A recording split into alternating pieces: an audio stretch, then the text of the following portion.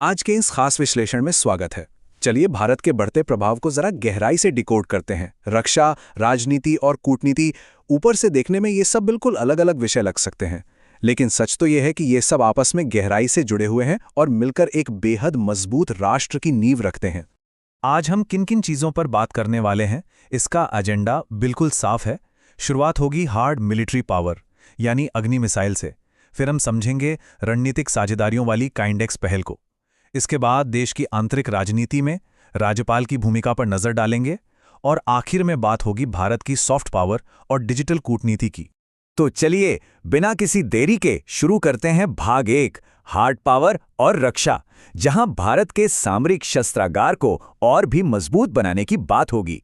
ओडिशा के एपीजे अब्दुल कलाम द्वीप से हुई इस उन्नत अग्नि मिसाइल की लॉन्चिंग वाकई में रोंगटे खड़े कर देने वाली और ऐतिहासिक है। डीआरडीओ के इस बेहद सफल परीक्षण का नाम है मिशन दिव्यास्त्र, और सच मानिए ये सिर्फ एक रूटीन लॉन्च नहीं है, बल्कि दुनिया की चुनिंदा और सबसे ताकतवर सैन्य शक्तियों की लीग में भारत का एक बहुत बड़ा कदम है। अब इस मिसाइल में ऐसा क्या है जो इसे इतना खास बनाता है? जवाब है MIVV तकनीक, यानी multiple independently targetable re entry vehicle. अगर इसे बिल्कुल आसान भाषा में समझें तो ये एक ऐसी तकनीक है जो एक ही मिसाइल को कई सारे वॉरहेड या हथियार एक साथ ले जाने की ताकत देती है। और सबसे बड़ी बात, ये सभी वॉरहेड्स एक ही समय पर अलग अलग निशानों पर बिल्कुल सटीक हमला कर सकते हैं। यह तकनीक सिर्फ हमारी मारक क्षमता ही नहीं बढ़ाती, बल्कि हिंद महासागर क्षेत्र में हमारी सामरिक परमाणु प्रतिरोधक क्षमता यानी डिटेरेंस को एक ऐसी अभेद्य दीवार बना देती है जिसे भेदना लगभग नामुमकिन है। अब बात करते हैं अंतर्राष्ट्रीय स्तर की। भाग 2, रणनीतिक साझेदारियां और किंडेक्स पहल। तो घरेलू रक्षा तकनीक से एक कदम आगे बढ़कर अब जरा अंतर्राष्ट्रीय सहयोग को देखते हैं। ये किंडेक्स आखिर है क्या? इसका मतलब है कोरिया इंडिया डिफेंस एक्सेलरेटर। इसमें दोनों देशों की कुछ सबसे प्रमुख संस्थाएं एक साथ आ रही हैं। एक तरफ है दक्षिण कोरिया की डिफेंस एक्विजिशन प्रोग्राम एडमिनिस्ट्रेशन यानी डापा, और दूसरी तरफ है भारत का डिफेंस इनोवेशन ऑर्गेनाइजेशन यानी DIO और आईडेक्स। इन भारी भरकम नामों का सीधा सा मतलब बस इतना है कि ये साझेदारी भारत और दक्षिण कोरिया के डिफेंस स्टार्टअप्स, रिसर्चर्स और निवेशकों को एक ही मंच पर लाने का एक शानदार जरिया है। और दिलचस्प बात यह है कि ये लोग सिर्फ पारंपरिक हथियारों तक सीमित नहीं हैं। ये सहयोग सीधे भविष्य की तकनीकों पर फोकस कर रहा है, जैसे artificial intelligence, robotics, space tech, semiconductor और क्रिटिकल मिनरल्स। और हाँ, ये सिर्फ कागजों पर लिखी कोई योजना नहीं है। K9 वज्र T आर्टिलरी यानी तोपखाना प्रणाली इसका जीता जागता और बेहद सफल उदाहरण है। इसे L&T और दक्षिण कोरिया की हानवा एरोस्पेस ने मिलकर बनाया है, जो मेक इन इंडिया की एक जबरदस्त सक्सेस स्टोरी है। चलिए अब एक छोटा सा मेंटल रीसेट करते हैं, क्योंकि देखिए, एक मजबूत राष्ट्र के लिए सिर्फ सरहदों का सुरक्षित होना ही काफी नहीं है, बल्कि देश के अंदर एक बेहद ठोस संवैधानिक ढांचा होना भी उतना ही जरूरी है। भाग 3, आंतरिक राजनीति और राज्यपाल की भूमिका। अब संविधान की इन बारीकियों को समझने के लिए सबसे पहले त्रिशंकु विधानसभा या हंग असेंबली के कॉन्सेप्ट को समझना होगा। ये वो अजीब सी स्थिति होती है जब चुनाव के नतीजे तो आ जाते हैं, लेकिन किसी भी एक राजनीतिक पार्टी या चुनाव से पहले बने गठबंधन को स्पष्ट बहुमत नहीं मिल पाता। अब ऐसे में सबसे बड़ा सवाल ये खड़ा होता है कि आखिर सरकार बनाएगा कौन? और बस यहीं से एंट्री होती है राज्यपाल की, जिनकी भूमिका इस स्थिति में सबसे ज्यादा महत्वपूर्ण हो जाती है। इसे एक बहुत ही सीधे साधे गणित से समझते हैं। जरा 118 के इस नंबर पर गौर कीजिए। मान लीजिए एक विधानसभा में कुल 234 सीटें हैं। अब वहां बहुमत साबित करने के लिए ठीक 118 सीटों का जादुई आंकड़ा पार करना होगा। अब जरा सोचकर देखिए कितनी दिलचस्प स्थिति होगी जब कोई भी पार्टी इस जादुई आंकड़े को छू ही ना पाए। ऐसे में गतिरोध तो होना ही है। तो ऐसे उलझे हुए हालात में हमारा संविधान सरकार बनाने को लेकर आखिर कहता क्या है? देखिए, भारतीय संविधान के अनुच्छेद 164(1) के मुताबिक मुख्यमंत्री की नियुक्ति सीधे तौर पर राज्यपाल द्वारा की जाती है, लेकिन जब किसी के पास स्पष्ट बहुमत ना हो तब राज्यपाल अपनी विवेकाधीन शक्तियों यानी डिस्क्रिशनरी पावर्स का इस्तेमाल करते हैं। ये तय करना पूरी तरह से राज्यपाल का विशेषाधिकार बन जाता है कि सदन में बहुमत साबित करने की सबसे ज्यादा गुंजाइश किस पार्टी या गठबंधन की है।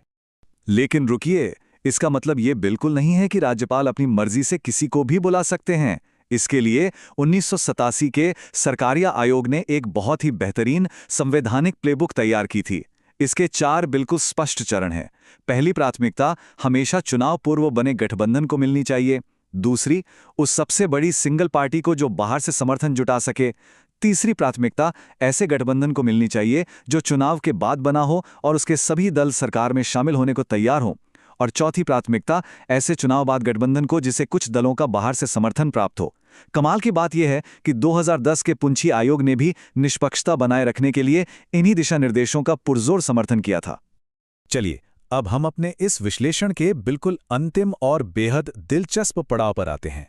भाग 4, सॉफ्ट पावर और भारत का वैश्विक पड़छिन। यहां हम देखेंगे कि कैसे भारत अपनी संस्कृति, इतिहास और इकोनॉमी के दम पर पूरी दुनिया में अपना एक अलग प्रभाव छोड़ रहा है।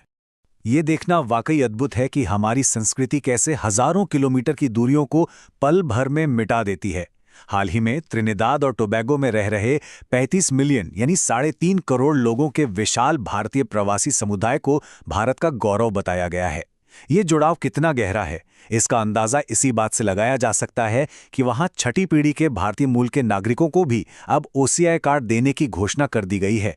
ये सच में इस रिश्ते को एक बिल्कुल नए और मजबूत मुकाम पर ले जाता है। लेकिन इस सांस्कृतिक जुड़ाव की असली गहराई को समझने के लिए हमें गिरमिटिया शब्द के उस भारी ऐतिहासिक वजन को महसूस करना होगा। दरअसल यह शब्द अंग्रेजी के एग्रीमेंट शब्द से बिगड़कर बना है। बात 1830 से लेकर 1900 के दशक की है, जब भारत से मजदूरों को कॉन्ट्रैक्ट या एग्रीमेंट के तहत कैरिबियन जैसे दूर दराज के उपनिवेशों में ले जाया जाता था। इन्हीं लोगों को गिरमिटिया कहा जाने लगा। और ये बहुत ही अहम बात है कि साल 2025 में इनके कैरिबियन क्षेत्र में पहुंचने के पूरे 180 साल मुकम्मल हो रहे हैं। ये सिर्फ इतिहास का एक पन्ना नहीं है, बल्कि उन पीढ़ियों का खून पसीना और संघर्ष है जो आज भारत की एक बहुत बड़ी वैश्विक पहचान बन चुका है। अगर थोड़ा भूगोल की बात करें तो त्रिनिदाद और टोबैगो कैरिकॉम का एक प्रमुख सदस्य देश है, जो मुख्य रूप से 2 बड़े द्वीपों से मिलकर बना है। यहाँ दुनिया की सबसे बड़ी प्राकृतिक डामर यानी एस्फाल्ट की झील ला ब्रेआ पिच लेक मौजूद है, और तो और कारोनी और ओर्टोएर जैसी नदियां इस देश की जीवन रेखा मानी जाती हैं। और इसी खूबसूरत भौगोलिक परिदृश्य के बीच हमारी भारतीय संस्कृति सदियों से रची बसी है और लगातार फल फूल रही है। और अब इतिहास के इसी पन्ने पर एक बिल्कुल नया और आधुनिक अध्याय जुड़ रहा है। ट्रिनिदाद और टोबैगो पूरे कैरिबियन क्षेत्र का पहला ऐसा देश बन गया है जिसने भारत का UPI सिस्टम अपना लिया है। तो आखिर में जाते जाते एक बेहद अहम सवाल जहन में आता है, जब भारत का डिजिटल इंफ्रास्ट्रक्चर दुनिया के कोने कोने में पहुंच रहा है, तो आने वाले दशक में ये हमारी आर्थिक कूटनीति को किस तरह से एक नया रूप देगा। इतिहास से लेकर मॉडर्न फिनटेक तक का ये सफर सच में कमाल का है ना? आज के इस खास विश्लेषण में शामिल होने के लिए बहुत बहुत शुक्रिया। ज्ञान का ये सिलसिला यूं ही चलता रहेगा।